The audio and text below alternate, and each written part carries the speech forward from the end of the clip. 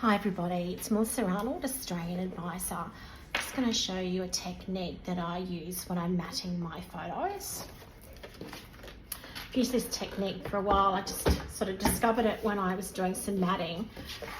I use where the matte meets the white part here. I discovered if you line up where the white part meets the matte, if you roll up straight up there where I line it up where my photo and my paper, I guide it up straight there.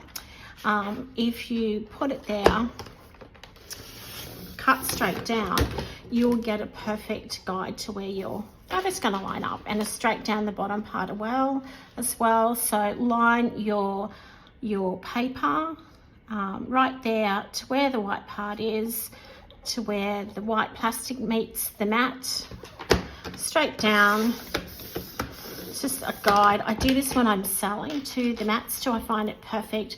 No ruler mark, no white mark every time, and I get the perfect matted photo. So all I did was have my piece of paper, lined it up to where the white part was. So I put my photo, that was where my photo went.